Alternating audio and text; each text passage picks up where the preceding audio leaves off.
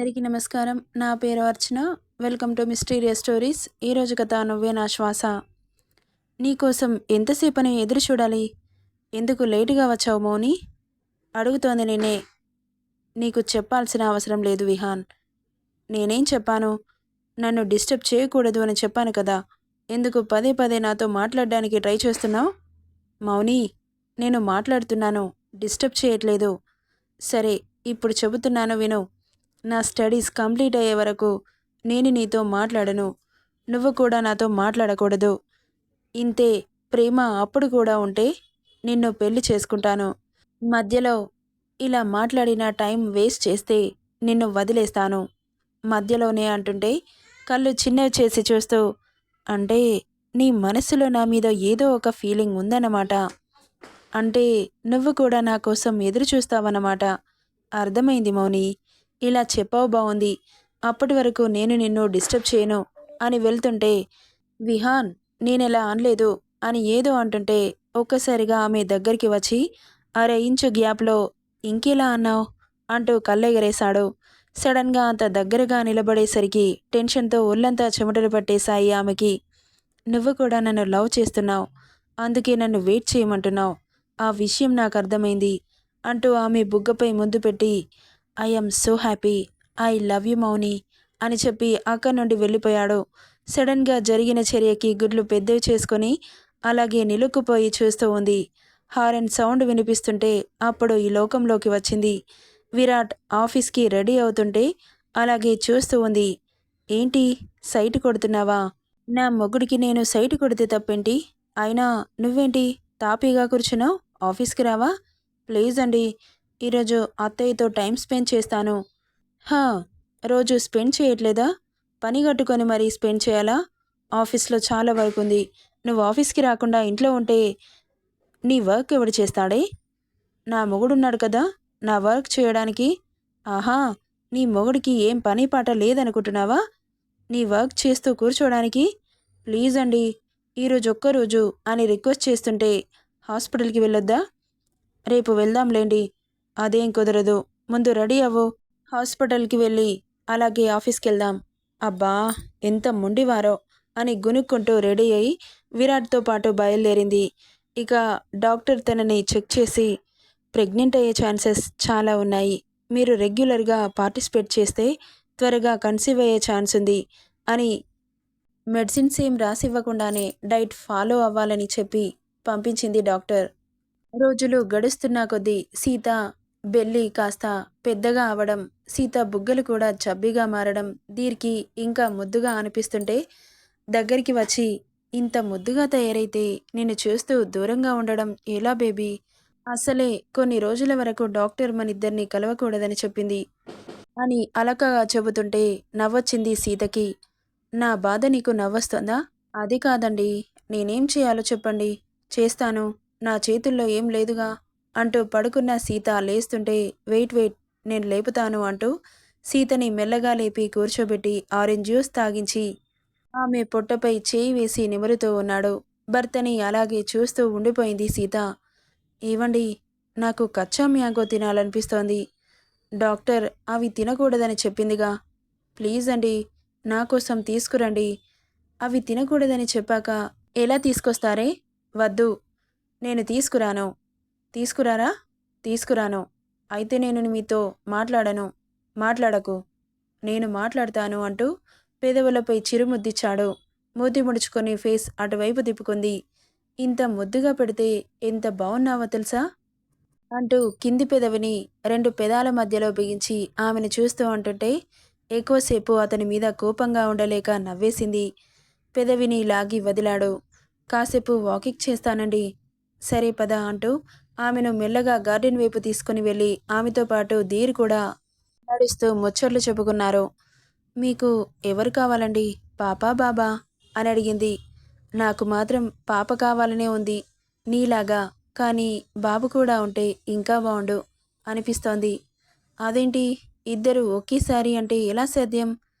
నా ఒపీనియన్ నేను చెప్పాను, తర్వాత దేవుడి దయ అన్నాడు ధీర్. మరి నీకో? నాకు మీలాంటి బాబు కావాలి, చోటా ధీర్ అంటుంటే నవ్వాడు.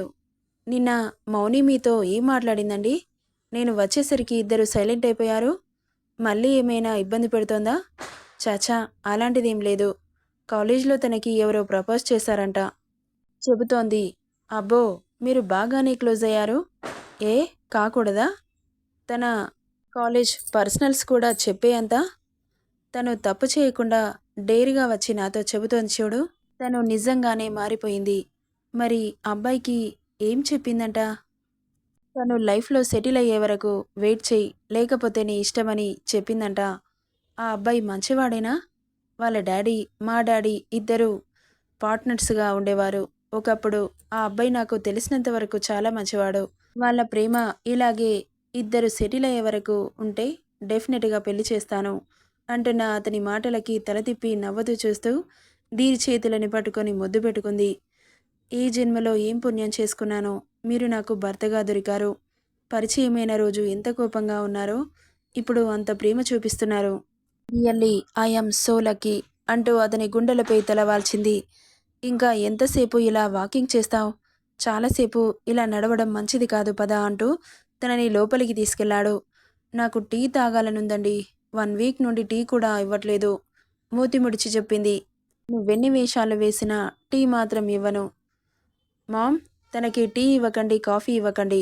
డాక్టర్ పాలు తప్ప ఇంకేం తాగొద్దని చెప్పింది. ఎందుకలా నా మీద పగబట్టేశారు? మిమ్మల్ని నేను ఏమన్నానని? అంటూ అలకగా తన రూమ్కెళ్తుంటే వెనకే వెళ్ళాడు బాదం మిల్క్ తీసుకొని. ఏమైంది సీత? డాక్టర్ వద్దని చెప్పింది కదా, అయినా కానీ తాగుతా అని మొండికేస్తావేంటి? ప్లీజ్, చెప్పింది విను. మన బేబీకి ప్రాబ్లం అవుతుందని చెప్పిన తర్వాత కూడా ఇలా చిన్నపిల్లలా మారం చేయడం నాకేం నచ్చట్లేదు అంటూ మిల్క్ గ్లాస్ని ఆమె నోటి దగ్గర పెట్టాడు. ఇంకేం మాట్లాడకుండా పాలని గడగడా తాగేసింది. Very good. ఇలాగే సతాయించకుండా డాక్టర్ చెప్పినట్లు వింటే నేను సంతోషం, మన బేబీ కూడా హెల్దీగా ఉంటుంది అని నవ్వి, నాకు ఆఫీస్ వర్క్ చాలా ఉంది, కాసేపు రెస్ట్ తీసుకో సీత అంటూ ఆమెను పడుకోబెట్టి ల్యాపీ ముందేసుకున్నాడు. డాక్టర్ చెప్పింది గుర్తుంది కదా అంటుంటే తల తిప్పి విరాట్ని చూసి ఏం చెప్పింది అని అడిగింది. అయితే నీకు గుర్తులేదన్నమాట. అవును, నాకు గుర్తులేదు. నేను గుర్తు చేయనా అన్నాడు కన్ను కొట్టి. గీత కళ్ళు చిన్నవి చేసి చూసి తల తిప్పేసుకుంది. కార్ ఇల్లు రావడంతో ఆగింది. కార్ డోర్ ఓపెన్ చేసుకుని సరాసరి అక్కడి నుండి వెళ్ళిపోయింది. ఏంటి తెగ ఫోర్స్ కొడుతోంది? రూమ్కి వెళ్ళాక చెబుతా దీని పని అనుకుంటూ వెళ్ళాడు. ఈరోజు ఆఫీస్కి వెళ్ళను అని చెప్పావు కదే, ఎందుకెళ్ళావు? మీ అబ్బాయి వింటాడా అత్తయ్య? నేను రానని చెబితే లాక్కుపోయాడు. సర్లే, ఫ్రెష్ అయ్యి రాపో అంటుంటే సరే అంటూ అక్కడి నుండి తన రూమ్కెళ్ళింది. తను రాను అంటుంటే ఎందుకు తీసుకెళ్ళావురా? ఆఫీస్ వర్క్ ఎవరు చేస్తారు? అది రాకపోతే చాలా వర్క్ ఉంటుంది మమ్మీ ఆఫీస్లో. మొన్నటి వరకు పెళ్లి పెళ్లి అని ఆఫీస్కి వెళ్ళలేదు కదా, ఇప్పుడు పెళ్లి పనులు ఎక్కడివక్కడ పూర్తయ్యాయి. లీవ్ పెట్టుకొని ఇంట్లో ఉంటే ఎలా అంటూ లోపలికెళ్ళిపోయాడు. ఫ్రెష్ అయ్యి కోపంగా రూమ్ నుండి బయటకొస్తుంటే ఆమె చేయి పట్టి దగ్గరికి లాక్కొని ఏమైంది, ఎందుకలా ఉన్నావు అని అడిగాడు. నా బదులు వేరే వాళ్ళని అపాయింట్ చేసుకో, నేను ఇంట్లోనే ఉంటాను, ఆఫీస్కి రాను అని చెబుతుంటే సరే, రేపటి నుండి ఇంట్లోనే ఉండు, నీ ప్లేస్లో వేరే అమ్మాయిని అపాయింట్ చేసుకుంటాను, నాకు పిఏగా ఎప్పుడు నాతోనే ఉంటుంది, నా అవసరాలు తీరుస్తూ అంటూ వదిలిపెట్టాడు విరాట్. అతని మాటలకి ముక్కుపుటాలు ఎగరేస్తూ అంటే ఏంటి, నేను చేసే పనులన్నీ అది చేస్తుందా? అంతే కదా మరి, పిఏ అంటే పర్సనల్ అసిస్టెంట్, అన్ని పనులు తనే చూడాలి కదా అంటుంటే అంటే నేను కాకుండా దానితో పనులు చేయించుకోవడం మీకు ఇష్టమే కదా, నువ్వు రాను అంటే నేనేం చేయను? నువ్వు చెయ్యవు, వేరే వాళ్ళని చేయనియవు, నీతో ఎలా వేగేదే? సర్లే, నేనే వస్తాను ఆఫీస్కి, తప్పుతుందా? అబ్బో, అంత కష్టపడుతూ రావాల్సిన అవసరం లేదు. రేపే ఇంటర్వ్యూస్ అరేంజ్ చేసి కొత్త పిఏని అపాయింట్ చేస్తాను. తమరు అంత శ్రమ పడాల్సిన అవసరం లేదు అని చెప్పి అక్కడి నుండి విసురుగా వెళ్ళిపోయాడు. వెళ్తున్న విరాట్ని అలాగే చూస్తూ ఉండిపోయింది గీత. ఏమైందిరా, దానితో మాట్లాడట్లేదంట? ఎందుకు మాట్లాడాను? మాట్లాడుతున్నాను కదా. కొత్త పిఏని అపాయింట్ చేసుకుంటానని చెప్పావంట. అది ఆఫీస్కి రానంటే ఇంకేం చేయాలి? అది రాదు, వేరే వాళ్ళని అపాయింట్ చేయనియదు, ఇంకెలా వేగేది దాంతో అని కోపంగా చెబుతుంటే నేను ఆఫీస్కి వస్తాను అని చెప్పండి అత్తయ్య అనింది గీత. అవసరం లేదు, అంత కష్టపడుతూ ఏం రావాల్సిన పని లేదు అంటూ తినడం పూర్తి చేసుకొని అక్కడి నుండి వెళ్ళిపోయాడు విరాట్. గీత ప్లేట్లోనే చేయి కడిగేసుకొని అతని వెనకాలే వెళ్ళింది. మీకెందుకంత కోపం? నేనేమన్నానని అని మాట్లాడుతున్నా అతని నుండి ఎలాంటి సమాధానం లేదు. మిమ్మల్నే అంటూ అతని భుజం మీద చేయి వేసింది. ఆమె చేతిని విసిరికొట్టి గోడకి లాక్ చేసి, ఏంటి నాటకాలాడుతున్నావా? నీకు నాతో వర్క్ చేయడం ఇష్టం లేదు కదా? నేను ఎవరిని అపాయింట్ చేసుకుంటే నీకేంటి? నిన్ను పిఏగా ఎందుకో అపాయింట్ చేసుకున్నానో తెలుసా? ఎవ్రీ సెకండ్ నా కళ్ళ ముందే ఉంటావని. నిన్ను చూడకుండా నేను ఉండలేను కాబట్టి. నీకేమో ఆఫీస్కి రాకుండా ఇంట్లోనే ఉండిపోవాలనిపిస్తోంది.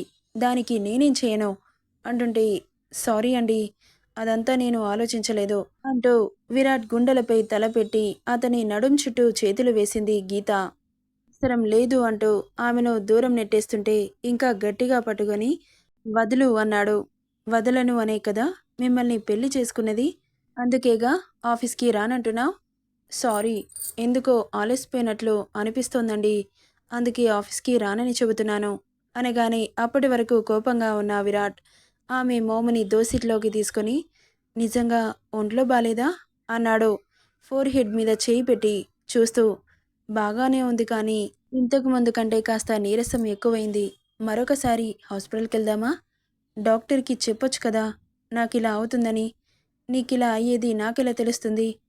నార్మల్గా ఉందేమో అనుకున్నా కానీ అస్సలు తగ్గట్లేదండి. సర్లే, ఇంట్లోనే ఉంటావా? వద్దు, మీ పక్కన ఇంకో అమ్మాయిని నేను ఊహించుకోలేను. అది వర్క్ రూపంలోనైనా ఇంకే విషయంలోనైనా.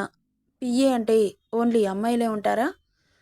మీరే కదా ఆ అమ్మాయిని అపాయింట్ చేసుకుంటానని చెప్పింది. నిజంగా నీకు ఒంట్లో బాలేకపోతే ఆ అబ్బాయిని పిఏగా అపాయింట్ చేసుకుంటానులే. అవసరం లేదు, నేనే వస్తాను మీతో ఆఫీస్కి. మిమ్మల్ని చూడకుండా నేను ఉండలేను అని దిగులుగా చెప్పింది. ఆమె తలనిమిరి తలపై ముద్దు పెట్టి, డాక్టర్ చెప్పిన పనిని మొదలు పెడదామా అంటూ కన్ను కొట్టాడు. సిగ్గుతో ముడుచుకుపోయింది గీత. ఇక మాటలు కరువై ఎన్నో తీపి గుర్తులు ఆమె ఒంటి మీద తేలాయి. నెక్స్ట్ పార్ట్లో ఏం జరుగుతుందో చూద్దాం. ఈ స్టోరీ ఎలా ఉందో కామెంట్ చేయండి guys. Thank you for listening.